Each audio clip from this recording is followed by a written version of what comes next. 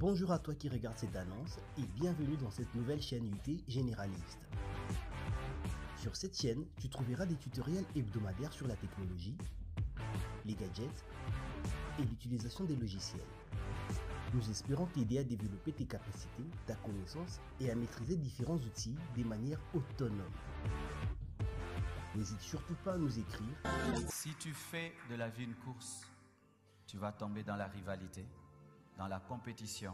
et dans la jalousie. N'oublie pas de t'abonner sur notre page, de liker et surtout de commenter nos vidéos. Voilà, merci Bandeko Balandinho Soya, www.telebanda TV qui vous sauve votre humble serviteur et Yadinzuluzitu à travers l'internet et dans le monde. Vraiment que bon moni plateau déjà à côté tous en attendant Ngunza pour la tabatinyo wita Ngunza oyo azobate la biso sur les plans spirituels. Yango Yadinzo asepelaka mingi na ba présence o tata Ngunza asalaka na ba plateau bon moni design nde tata Ngunza to yambi tata Ngunza mbote nayo. Mbote mopandisa moya denzo muziki ya biso moko mopandisa mabaina. Voilà, avant toke na ba question nde to sepela to pia tata Ngunza mbote poto senga nzela to pesa bino introduction ya nini otolim toloba parce que sans introduction conclusion ekizalati donc photos à l'introduction poto ke na conclusion. Il y a une raison pour laquelle lobby to salaki reportage na biso comme Telebanda eza chaîne na bino officielle chaîne autre lobby bo s'abonner massivement et zo sala ba reportage télévisé lobby to kendaki na couverture ezalaki un 317e anniversaire ya Yakipavita auto bengi na sina respect na biso na tribu ya ba Congo ke mama Kipavita pour to bi Yakipavita azal roi ya na biso na zali mama ani yango lobby tata Ngunza asangisa ki biso ba yindo na mboka États-Unis précisément na ville ya Portland mais na New England mais na États-Unis d'Amérique parce que États-Unis est dans 50 provinces. Bandeko bozali banda bokozwa message oyo elekaki lobby nde na yango raison pour laquelle to sepele tata Ngunza aya na studio pamba te to yeba message nini Yakipavita atikelaki biso bayindo tokotambola ndenge nini misala ya Yakipavita alakaki nini pona biso bayindo. D'ailleurs, raison pour laquelle et yaki peut tomber sous les 4 juillet et ça la fête l'indépendance ya mboka America hein mboka États-Unis d'Amérique et ça le 4 juillet ne ba célébrer nous to célébrer 30 juin ya mboka États-Unis et zomi bongo le 4 juillet. D'ailleurs, raison pour laquelle que lelo to sepeli to pesa bino message bokoyo ka ba canon na reportage en sur lobby et ça qui en pleine cérémonie na ba interview tata Ngunza boyo na ba canon za ko beta likolo. En tout cas, bolo bateki reportage ezalaki boye bonne organisation non.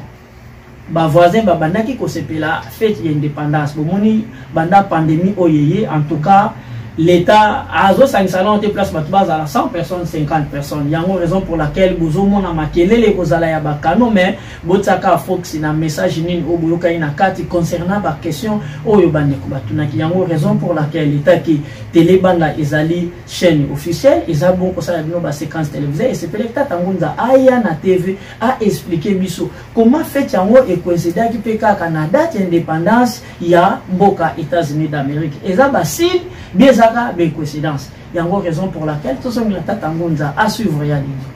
Tata Ngunza to pesa ki umbote.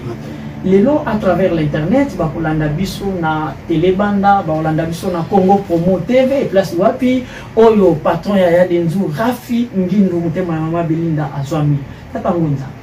lobby émotion nonano ezalaki nini impression par rapport à ya invité au bayi ko répondre moni ba yindo bayi ko répondre une invitation ya moyindo. Matondi mingi ezalaki ben impression ya joie ya esengo komona atako bayindo ba akamamaka mingi na muziki na ilamba kolia komela kasi bayindo ba desidaki mokolo wana yaya alati bayindo pamba te bambuli landani kobeta pendant 2 jours ou 3 jours yaya petolaki déjà bomaki moto oyo eza kosikisa bayindo kasi moto ngo si bongami lipamboli pamba te mbuli eza ilembo lipamboli bakona nyonso oibota malamu matondo mingi tomonaki bayindo tozongi susu matondo na bayebanso ba yanolaki na libengi ya tata Ngunza ya religion africaine fotoka fumuki mbangu abengisaki bandeko bayindo po baya koyoka message ya Yakipavita banda telema na 1704 ti lelo oyo ya 2021 donc sali 317 ans mais Yakipavita saki 2 ans na mission na ye tipo katika kabiso na nzoto na 1706 le 2 juillet et bongo le 2 juillet moi etombaki un vendredi et miango dimanche donc etombé lisusu indépendance ya Angola pona koloba te donc yaki impacta ki symbole ya indépendance pona biso parce que ya kolongola biso na boko nani la molimo parce que tout na captivité occidentale spirituelle bayendo na bakonja bayendo bala ko dépendre na bonzambe bapaya nde yango na esali konyokola pe pasi ya bayingo nde tolakani mabe pamba tokena bonzambe oyo eza ya biso ke nzoka bonzambe wana yakina ko dévier kozala biso ba pamba te wana biso nzinga nkuru azwi bongo batembe tolobaki le 3 mai 1491 baye ko batisa wanzinga ku alongoli kombo ya wanzinga ku azwi kombo ya Jean I roi ya Portugal mais roi ya Portugal na signe d'amitié ya azwi kombo ya wana biso te comme déjà domination jusqu'à nos jours les lots ba présent biso nyonso mona kaka bana koma bapaya na kati pour dire que bazaka banzinga nku bazo sosola malonga teke ngonga ikobito zonga no bakoma bakoko na biso parce que kombo yana ezana bankota ya bakoko na biso yana ngwe mo bimeza ko deteni parce que kombo za identité mobimba spirituel pe physique donc kombo za ko lakisa mission ngo sala kombo za yo kombo za mabomba mi atata kati na kombo za yo omoni nde passe ya bayindo to yebite mabomba mingi oyo na kati ya kombo toza bon baptême par le nom eza bowumbu na kati ya mabele ya Filika. Voilà, mais na 317e anniversaire ya Yaki Pavita pendant les temps les lotos posé dans nos questions parce que l'autre monde a battu Yaki kana ba question concernant ba oh fallait battre la vie habituelle autres zoko vivre les lots moyindo azoko bénéficier nini les lots avantage à moyindo eza nini na mokili parce que ba mindele ne ba dominer biso na nyonso oh mundele loko koma likolo azonde kozwa biloko pa ya moyindo. Voilà, na yango wana raison pour laquelle qu'il y a des jours c'est pas la même tata ngonza ndinga afrikanta mingi tele banda tebe nzamba pambola bino nyonso ko bozita na biso mais question na biso ezali boy Yaki Pavita asala ki mosali belé na ba o bayebi batumbaki na mwana na mukongo mais Yaki Pavita azalaki nani ingeta ya Yaki Pavita azalaki nani nyebo moto pesa pour finir ko ba Yaki Pavita botami na 1684 Yaki Pavita abotami na tata Sava na mama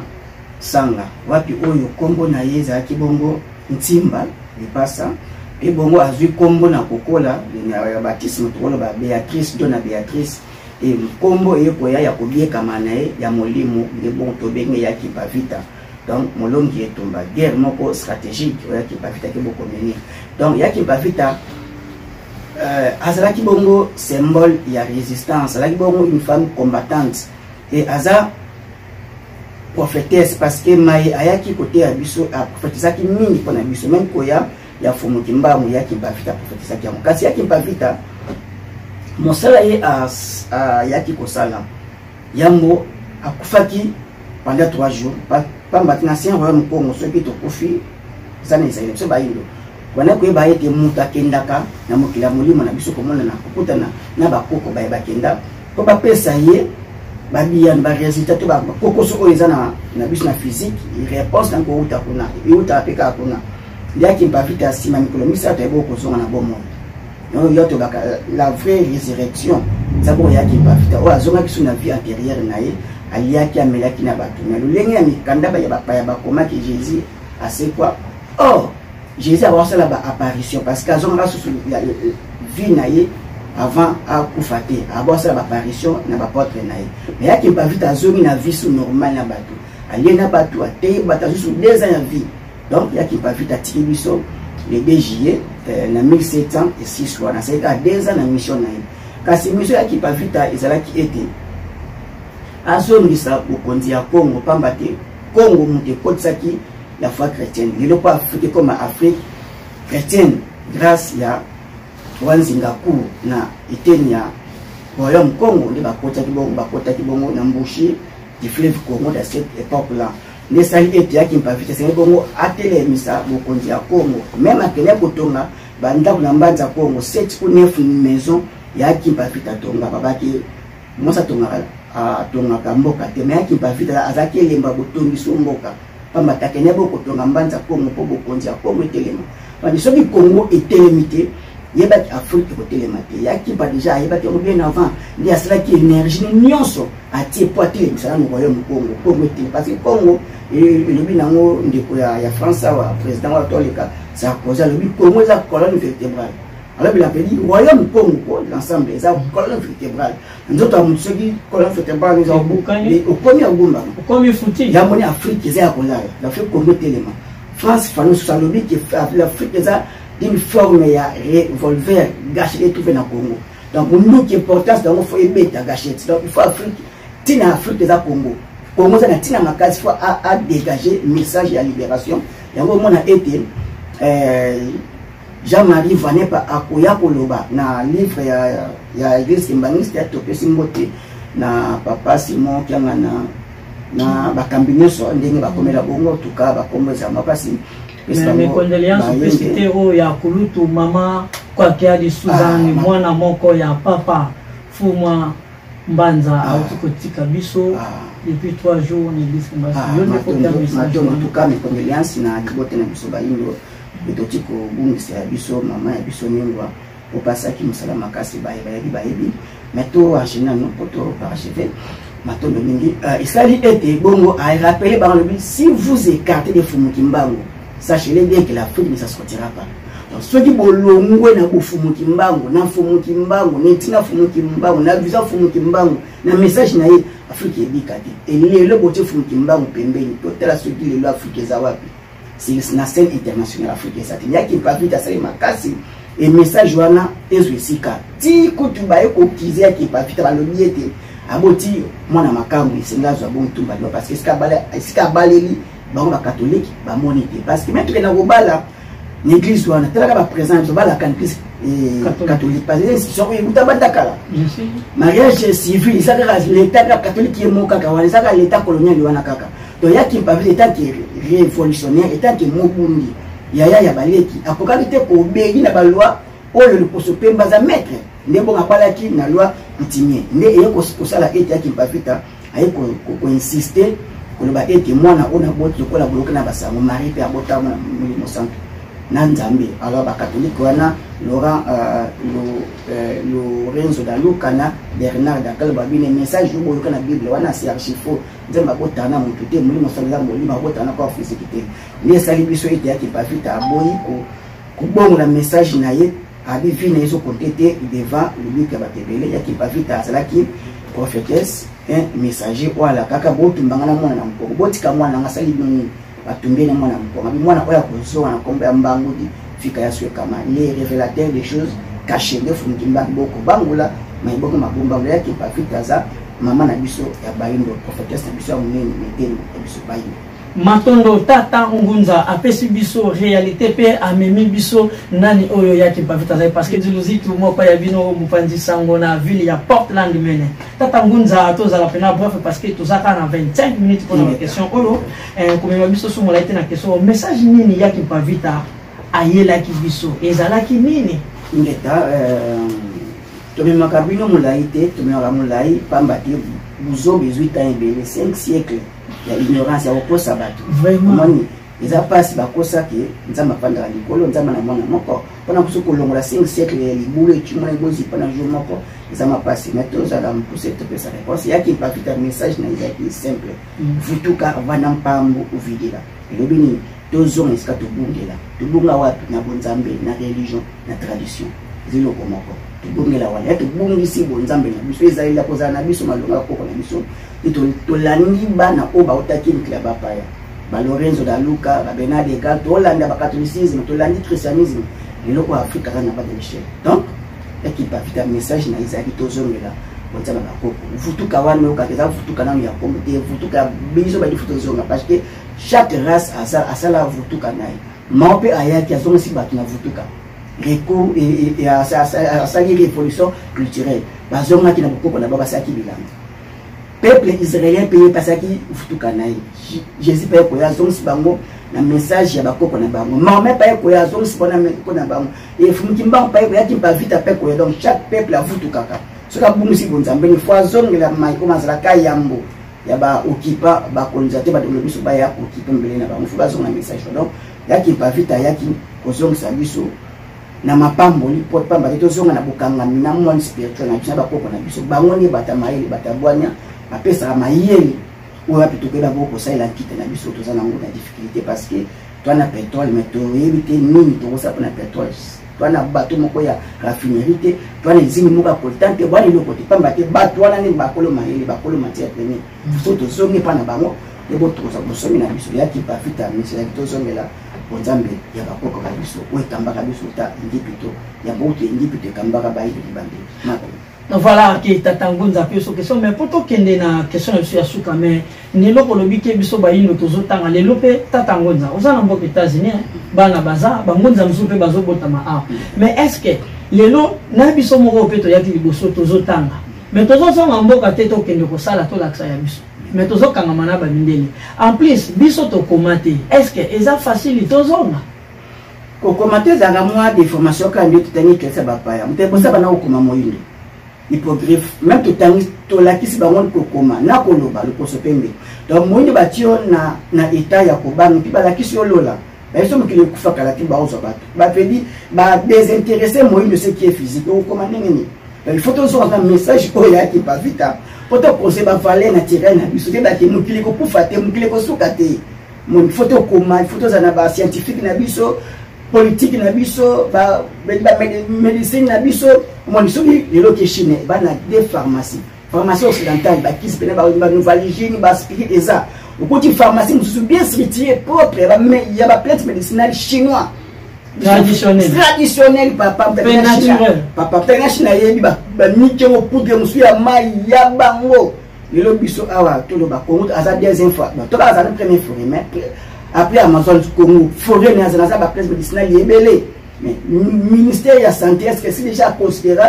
dans ba médecin tradit praticien donc comme monde tient bien quel ba ni sikana miti et ndenge ndio photo zonga poto considérer ba valeur ya biso to bisa modèle africain ya biso moni tous les dirigeants na biso kaka bonzamba nya bapa ya franc-maçon rose quoi et bon ça la ni inspiration wana za ya bloc spirituel bapa et koya wa faibli ka biso bon ça l'avantage ni ya bapa ya papa ya biso la moni été moyindo c'est le bon autre soit ya positif faut tout à la mabele parce que tout là le ko mabele ya bashina ba osoma mabele ba bazole na ba pondu mabele sombi aloni pondu asale liyo kwa nga fufu 10 ans 15 ans plus tard tozala esclave na mboka propre na mboka na biso parce que ba simba alimentation parce que mtobika na molia nzoto corps physique fait melia siko yo lingi ola takaka ba griffe ko tia choko ko tela ba fertilité musique tomati poko ko bina mais ordre mabele ba so mabele ba occidentaux ba so parce que mabele ba loni déjà des décennies engrais chimique mabele na ba ekufi et vieillir baby faut pas que ce mabele ça fertile Afrique ya moni ko ya to ko ya ko ba été et il faut moyindo nyos kwa za libanda asa les forces na mabele na mboka aso betandi aso ba eta poto ke ya ko lona pamba maima le kan Egypte nzala o beta en Egypte et to ko so masu ni époque nzala na beta so mukili Afrique to suka mais maramolobi mais tout à fait les loto que vous avez mais papa pour malongo aloba yango les loto kozala nzala et kezala ya mbongo te les voilà question na biso aso kezaita tangonda siko biso bayindo les loto lelo moyindo nyonso ezala Sénégal ezala Gabonais ezala Congolais ezala Ivoirien ezala Mozambique donc donc toute l'Afrique en disant pour na revivre bien faut tozala libanda ya Afrique siko biso bayindo to sala nini matendo mingi bolobi presque mingi pe atini ya malonga ya mbonano Afrique eza sur l'africain te ya ngomana mambo salama et ba continue biso ba considérer bolimbi si lokola bambwa oyo mbwa ke chasse azo chasser ka bandi boni banyama na bénéfice ya mutu chasseur donc ba continue biso bazo ignorer kaka l'homme la soka ya tana couper tazani mutu na porte to faire na bango awa na Afrika na tina makasi ce qui a Afrique au Afrique on s'investit ba aussi ba droit makambe belé baza ba société na ba continuer le côté mikanda mo ba kuba ko basi pokaka basa puiser ba ya kaka bazo misakaka ya ngeza moko oyitu ba to bunda bo konza mabele e ba konziwana so ba kozala kaka na bonza mabapaya za biso pasi parce que ma bo santé les rokaka la guerre sainte izaka ya osaka na te ma bunda nani Mahomet abunda même Jésus va porter basimba bambeli to moko butu moto okende Afrique to nyoka malibanda watola la te toza bapongi mais faut que ndosala parce que tovivre na biso vie moko pedi oza na choix te faut osalaka parce que si oyaki ya poto to souffrir ba di manière d'une autre donc pour dire que ça se passe mais bakonzi oyo bakoyeba ntango tokomi bakoseka saisir bakorejoindre religion africaine bakorejoindre la foi kimbaniste lebimba nango to Tanzanie mais oyo bakozala matoye mangongi ntongo moko butu moko tozokola toza kaka minorité te tozokolaka alors tonima te tosouffraka bona mboka bapaya tant c'est coquille maintenant mingi mondo nyonso epai azali ayeba ete eloko ya liboso akosala abima na bonzambe bapaya oza chrétien bima na religion chrétien oza musulman bima bouddhiste bima oza na baloge bima lokana misika oyo ozali mpo baolobela bonzambe bakoko kota na kuna eloko ya liboso yango wana ekosala biso to reconnecte lisusu tozonga so na bokangami na bakoko babiso etolonga bakombo na biso ya bapaya tondima bakombo ya bakoko babiso eya liboso ya bakombo ya bapaya eloko ya liboso tosala yango wana oyo ekopia susu inspiration divine tolingana namona avantage ya denzo lizitu eza ya ngai des avantages ne pas eza ya ngai pamate molimo bakoko ekako inspiré biso ndenge inspira bakoko na kala bazaka bomoko bavoyage bayebi bavoyage komi pourquoi na mboka moto bakolekisa bakolalisa yo sans futa hotel bakoliesa yo sans futa malewa koko azali na bolimo mais mate ya bapaya ye bayimisi biso bokoko pamate bayebi ete soki bayimisi yo bokoko déjà ofinga koko no automatiquement déjà olakani mabe pamate osali autodestruction na yo parce que tobaki oza prontité ya koko wana physique parce que ozali makila bakoko wana ko baboti papa na mama no yosko bino oza makila na bango elongi oza na ngoli to bandi oza elongi na bango même elobeli eza ya yo soki obedi ya kozali kuku mona koko moko azalaka na ngoli oza veni tozali na bakobe ya koko mene ntango démarche na biso e na mayele bakoko na biso donc soki ofinga bango toza komifinga donc toconsidere bavaleur ini na biso e tozonga tobima na biamba bapaya chaque fois tokende na église kotia 10 francs kokende na église kobela konza bapaya tozongisa yaki bafita nde batumbela mwana mokolo na mwana 22 ans de 20 à 22 ans à parvenir kotosa etinga ya nzambe ya bakoko babiso tata bampuni tudendo parce que biso age tokomi nango tosala nino juste donc tosala la part des choses na biso tosala oyo twanango possibilité kosala likambo oyo ozwi ntango na service ya bandeko na yo tolinga na liboso tosala biso bayindo po tomona nkembo ya mfumu kimbango balongo mpe bakoko babiso. Voilà que vraiment tokomi na biso presque à la fin nde na yango na nyonso oyo tomi kosala na tata Ngunza to accompagner reportage nini elekaki na journée yaya Kimpavita bandeko bayaki bakozaki ba question na bango bino nyonso tozalaki yapi par rapport ya message oyo tata Ngunza apesaki. À suivre reportage ya Denzo. Bonjour à toi qui regarde cette annonce et bienvenue dans cette nouvelle chaîne UT généraliste. Sur cette chaîne, tu trouveras des tutoriels hebdomadaires sur la technologie, les gadgets et l'utilisation des logiciels. Nous espérons t'aider à développer tes capacités, ta connaissance et à maîtriser différents outils de manière autonome. N'hésite surtout pas à nous écrire et à nous dire quel genre de vidéo tu prends. La vie est un apprentissage. Je suis jaloux mais je fais le mec. Mon frère ça me prend la tête. Tikangana baby.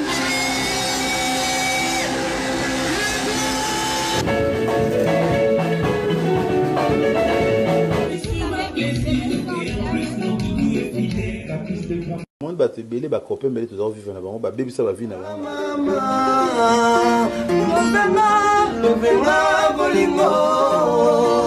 Si tu fais de la vie une course, tu vas tomber dans la rivalité, dans la compétition et dans la jalousie. N'oublie pas de t'abonner sur notre page, de liker et surtout de commenter nos vidéos.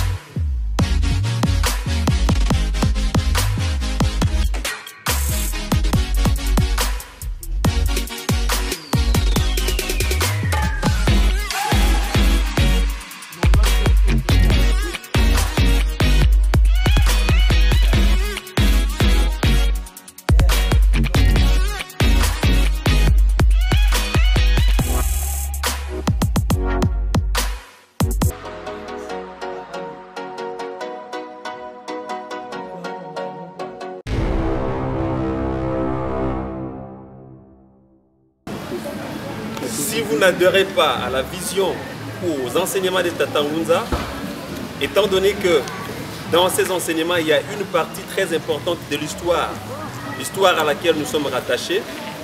vous êtes obligé de vous posséder de cette histoire, parce que c'est une partie de vous. Lisant là-bas, on a écrit une prophétesse a été brûlée. Rien qu'entendre cela, ça doit nous interpeller. Pourquoi avoir brûlé un être humain? Qu'est-ce qu'elle avait fait pour mériter ça? De l'autre côté, vous allez voir Fumu Kimbangu, 100 ans depuis sa mort. Ça veut dire, cet individu, cette personne, qui avait un charisme, qui avait une personnalité, qui avait une mission, qui a une identité, Tata Ngunza nous l'a présenté suffisamment, mais elle a été emprisonnée, le prisonnier le plus long de l'histoire de l'humanité en son temps, et c'est là, justement parce que c'est lui, l'enfant, qui a été brûlé du dos de sa mère, Yaki Pavita, qui est venu pour une mission dont le résidu aujourd'hui, nous voyons Tata Ngunza continuer l'œuvre et tant d'autres de par le monde. Donc,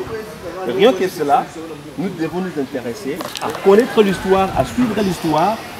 pour la posséder, parce qu'aucun peuple ne peut vivre sans histoire et aucun peuple peut vivre sans culture. Thank you very much. As we are here, we got information from Tata Ngunza. He talked about the story of Yaki Pavita, who was bent with the baby on the back. It's so painful. This story, for you guys, for all black people, it's a shame to you ignore it, all right? Because being burned as a human being with the baby at the back, on the back, it's not a simple story. This is going to tell us something about the story, our religion, our ancestors, our culture. And also, if we can see, Fumu Kimbangu is the baby, or was the baby that was burned where his mother, on the back. So when he came back in life, they treat him and they put him in jail during 30 years. That's never existed to his age. So guys, thank you for being there. Remember that this is our story. We need to learn it, we need to know it, and we need really to be together to do it. Thank you very much. Merci beaucoup. Tata Ngunza a une petite communication à nous faire, parce que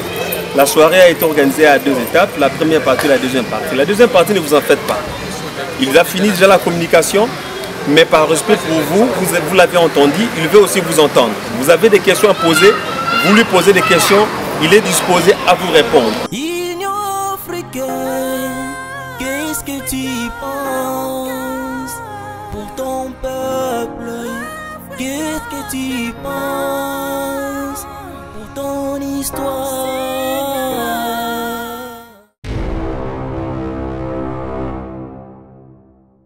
Ok, merci. Nga ngena yeba mingi la manière dont Tata Ngunza bi liwa eyaki liboso ya bomoi. Soki Nzambe le créateur yemoko aza bomoi.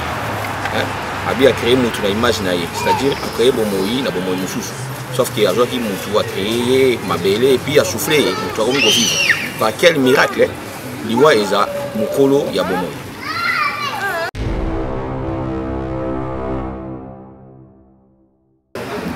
Oui, dans la Bible,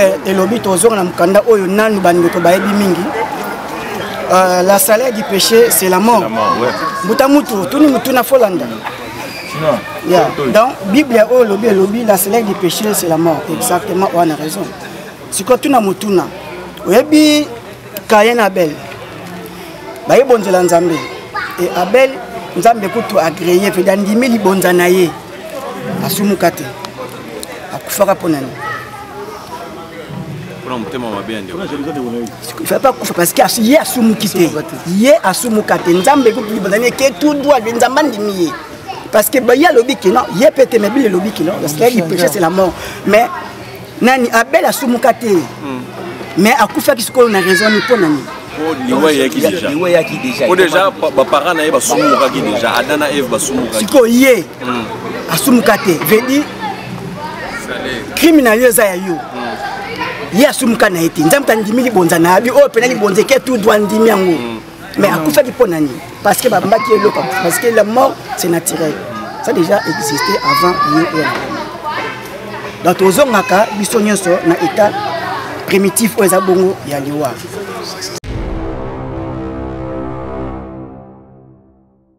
Biso tozala plus na besoin opesa biso ba élément oyo kouta plus na buku wana ke otika biso na Bible. Ça fait des confusions. Toyoka Bible, toyoka concept ya buku ya papa moki. Pour réponse au pesibiso sur base ya Bible. Or Bible eza traité na makambo oyo yozolobi. Alors luka un peu au définir biso question ya liboso par rapport ya concept ya buku ya mokeli sans traiter na Bible. Pour Bible déjà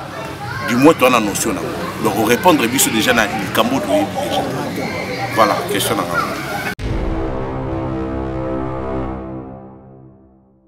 ya yambo zabongo ya tata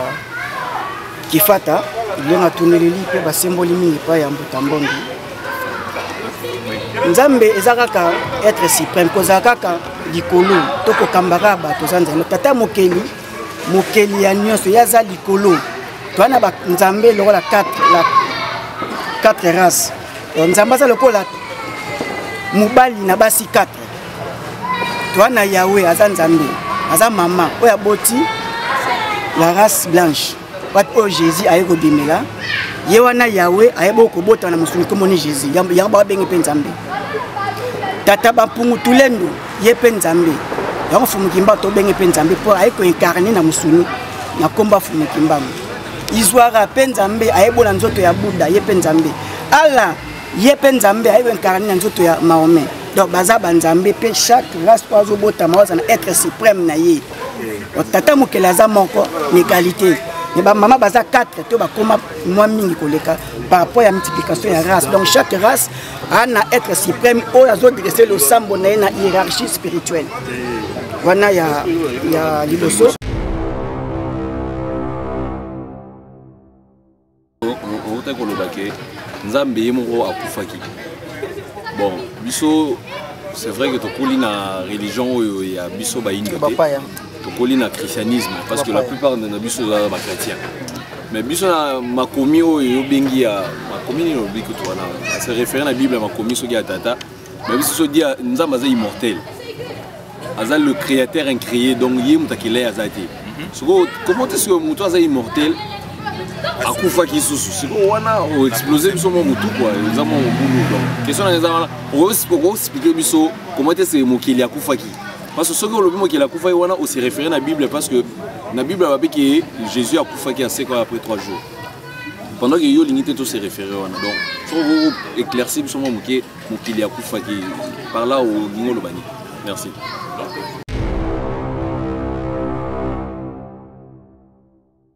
Mutuna ya ndeko ndenge nini tata moketo nzambe bongo akokufa le tata mokela sali corps physique ça qui est mort ya komeka ce qui a aidé na physique et na limitation atina physique derrière na molimo aye ko s'incarner pour la première fois na corps humain pour avoir expérience physique donc ce qui onyo kwa maka ce to botaka nzambe liboso ya yaka to benga kae maungu tobaka nzambe tata mais tobaka nzambe mama te bazaki mibale kati na moko donc l'homme a double sexe ye nzambe aye na nzoto ya mosupla mbala liboso nzambe akomi limité et ye moko connaître ti processus nyonso aye kokufa atiki nzoto wana félix la mort et azongisi ko tata mokeli na molimo atiki ko corps physique na ye ko mabele watu oyo eboti ba être nyonso donc tata mokelaki boko lata nzoto ayambo asalaka afro parce que Adam na Ève elobi kaka homme et femme na monoko na bango na langue hébreu ni babaki ça na araméen donc ba premier être boso nzamba asalaka na molili baini le aye komeka nzoto wana koti tata mokeli na molili modiete c'est vrai le la koti na kati il faut nzoto ane kufa akufa ti nazonga siko molimo tata mokele mikokeli ne bitene nyonso akufaka matondo twana nde awaki livre biso bayindo ezalaka kaka topesa yango lokola lipa te fo tanga malongi ozwa la loi de la création si livre oyo wapi tokuta bozinga boyebi ya bayindo.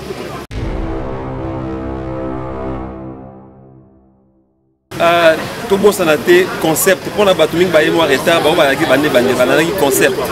concept tatango zazo présenter biso ezali que tozali bokeseni na ndenge ya religion na ndenge ya kosambela na ndenge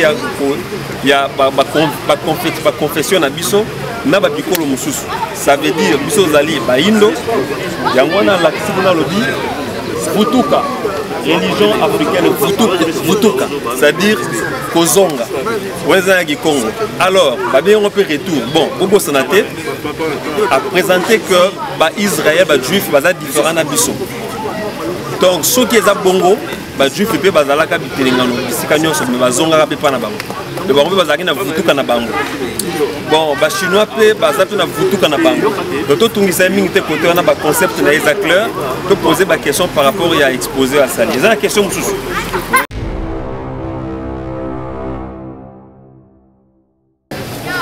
Monica banobeli mama mwana en fait liwane ala liwa moko pena facile parce que azalaki na modalité papa azalaki bien les cas qui ndenge tanza o motuneza malamu mingi yaki mpavita abotaki na secrétaire na ye Mbutabao yebonga azalaki pe bongo molongani na ye pa jouaki rôle ya secrétaire donc abotaki mwana na tata physique.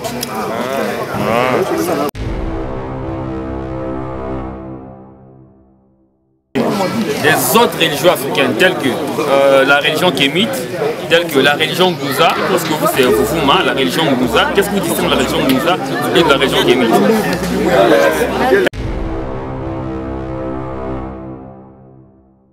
Les différencier biso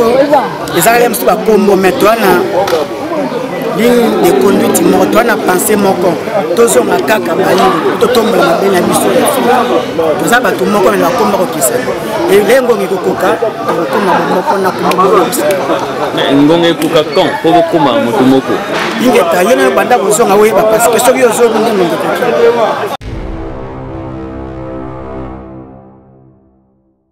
Merci pour la parole. Nous avons une ressemblance à la religion, tout dans la Bible, une ressemblance. Et tout n'est pas uni. Tout est complètement différent. Dans la Bible est complètement foutu. Et que photo foutu. Tout est dans la ressemblance côté où tout est net. Après, tout est dans la question aussi.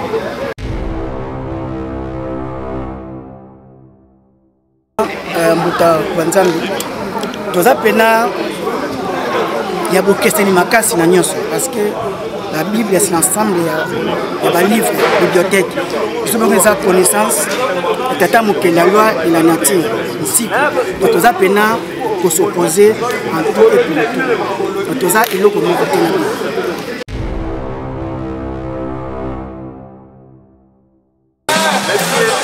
to bungisi tout d'abord tradition. Moni mwana oyo question atuni. Atuni yo question moko ya kitoko mingi. Atuni yo question moko ya kitoko mingi. Mais ya nonazu yango malamu te. Ndenge nini tokoki kozonga na tradition na biso. Puisque Simon Kimbangu aza Mukongo ya Mbanza Ngungu. Oya Sovaki nation ya Congo ya Bakongo royaume de Congo ngata na botamaki na kutaki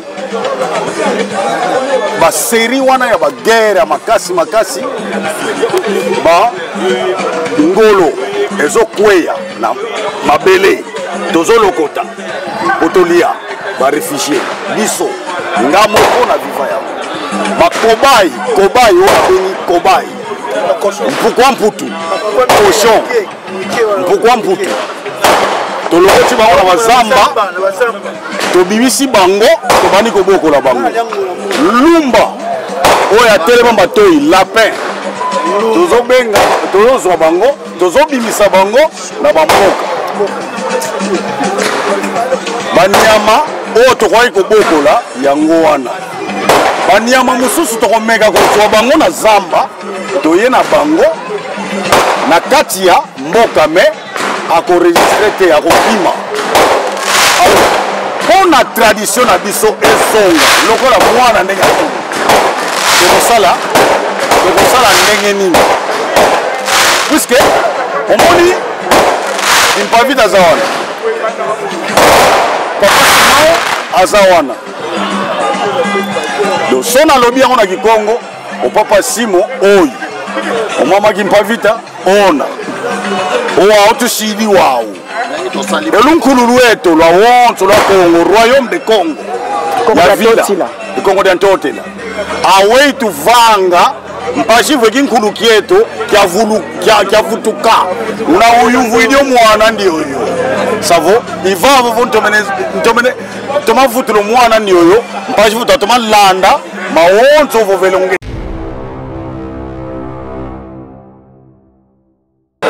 eloko oyo obumiseli yango ndenge mpe okolukela yango soko kwesi mbongo nisiko kwesi yango okoluka yango siko kwesi yango moto moindo elobaki yaki Impavita frère akufi 3 jours après aye kosekwa alobi akutani na bankumu na biso bayebisi ye tobuka na religion na bonzambe parce que j'ai des mots religion so ba tradition yango eza religion na biso parce que tradition biso yango na ekanisaki biso na être super mettre bampungu tulendo nde mundele aye na évasion ya religion religieux ezaka eloko moko donc soki tosomeli religion tosomeli bonzambe na biso eza eloko moko kamata identité na biso eya na kati ya tradition na biso ngako se retrouver wana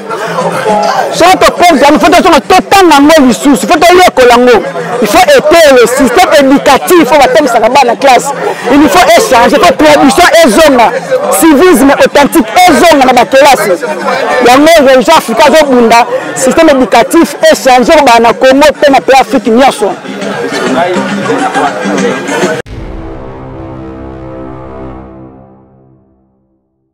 question na ngai ezali na comprenera vraiment te nazi confusion ya mambo ebele banda bomwana na kimukolo boye nayeba po etikala na mutu na nga na obanda nanu na mamaki Impavita azalaka nani azalaka pere ya mboka nini akufelaka wapi eske oyo bazala koloba na biso te oyo tomonaka image oyo wana kati ya sanza c'est vrai ezalaka yango bien Mapembe mamaki Impavita azali prophétesse oyo asakolaka koya mfumuki mbangu atelemaka na mbanza Congo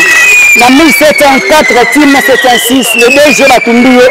à cause ya sango oyo ya éveil ya conscience ya baindo azalaki na age ya 20 ati 22 ans elenge mwasi donc eloko biso tokoki kosala oyo tosenga na baindo tointégrer la religion africaine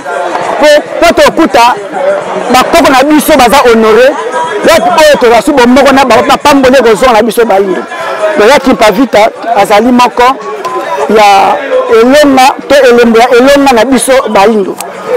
ye moto ayaki bongo kointroduire fumuki mbangu na kati na religion africaine.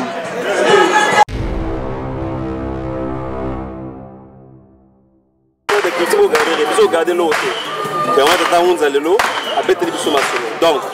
si vous avez un moutina sikawa, ils attendent opposer moutina pour t'attendre à selling winding à télémé na mobimba nae na vert na couleur baindo azapi ya opesa biyana. Tata Ngunza bana oté un message depuis le temps la nuit des temps na comprendre message na ba parti na ndimila na mususu kwa na mois d'août mais lelo question na ngeza boza question moi mukie Tata Ngunza soki lelo nengote ya batu sango okuta na mundele moko boye andimi message ya kimbangu est-ce que a dévier ou bien okoyambaye na clan wana ya kimbangu ki andimi message abungi nzela to aye na nzela mundele andimi message na yo abina croire nango a changer comme de tata kingandi répondre mundele na nini est-ce que le message wana eza ya bino te zo ba mindele eza ya bayindo to nindenge nini voilà question na ngeza ki bon matono mina mutunu za malamu mingi ezali le eleka na ancienne époque yango saka ekoyesa biso bayindo chaque race aza na bokambani être suprême na bonzambe na tradition na yo akoye kozala membre oyo andimeli sango oyo ya kondima mpo azenga na nzela atika konyokola bayindo kasi koya lokola mondi na fumukimbangu ezali kobumbisa to akomi na libungi mpo abumbisi bonzambe na ye aza nango donc ye fa garder lignage na ye bonzambe na ye yango omona ete chaque race aza koconcevoir pouvoir naturel na pouvoir traditionnel na même na komala na bafamille na bafamille mosusu elinga te malama na famille mosusu par rapport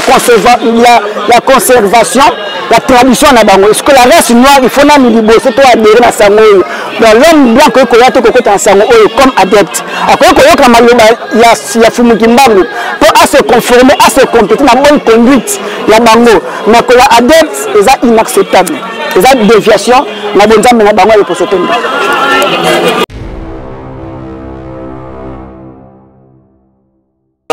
Ma question. Tata Zansanga. Tata Zansanga. Komitangu yepo tuna mutuna.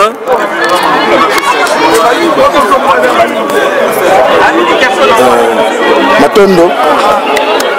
Ngai mutuna ngai ekozala beaucoup plus basé na koyeba nini oyo toyi kosala mpona lelo ou bien nini oyo tata Ngunza principalement aza komona bien koenvisager na balobaka na français mpona lobi tozwa beaucoup plus bandimi na kati ya etonga na biso ou bien na kati ya vision na biso nini ifale tosala oyo tosalaka te mpo lobi tozala na mwa badere ebele mwa bandimi ebele oyo baza bayindo mpo bayindo lelo bakomi deja ebele na esika oyo tozovanda mais tozomona baza mingi te oyo baza kokutana na biso na ide oyo po tomekaka biso ndenge esengeli nini esengeli tosala.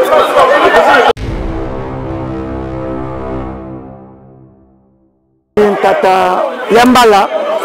Zasanga na mutuna na bino liboso biso moko nanu tiana koyekola nsiku la loi de la création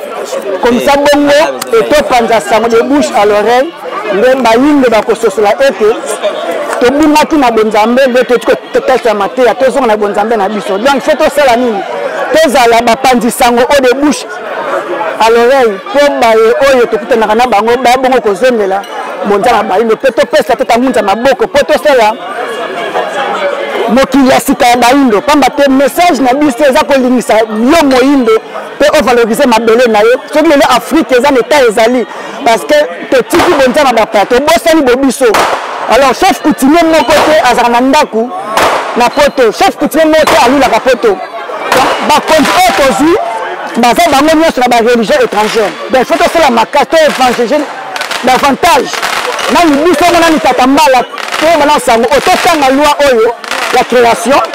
ya fumukimbangu bongo to panta sango de bouche à l'oreille ko bayenda so babaka mabiso po totonga litonga ya fumukimbangu na mabele oyo tozwami parce que banyo américain bazela biso ba to yebi anglais ba to voyagera déjà mais tata Ngunza ye moko akoka te kosala musala bapesi ye faut bopesa maboko mais na conscience nyonso na kokota na mozindo ya mateya oyo ya kotanga loi ya création nde bo topanza sango de bouche à l'oreille mpe tokolisa kondima na biso bolingo na biso bomoko na biso oyo eutaka ya bakoko na biso pamba te moyindo aza moko tokabonaka mpo na nini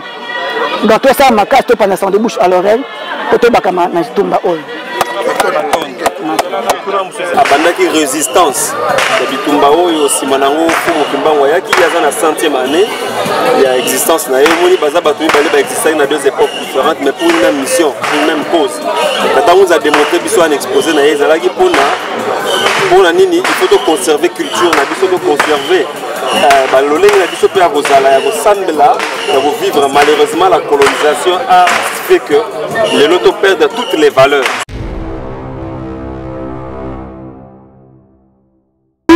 topesi matombe na bandeko nyonso bapesi maboko mpo masango oyo te evenema oyo eleka malamu bakombo ezanga mingi kasi ndongo epusani matombe mpe kina lipamboli ezonga na bayindo baso akipa vita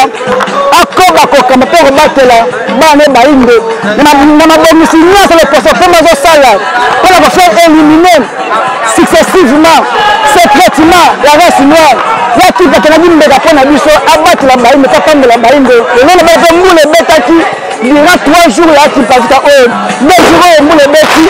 mapamboli na yo esopana na bato kobota baza bana mayele baza bagénie baza basavant bana na baya kobota mopai na biso mpo babongola done bafrike mpe na posa bata mayele oyo akotombola afrike matombe mingi na bandeko balandi bayimbe baso akomba fumuki mbango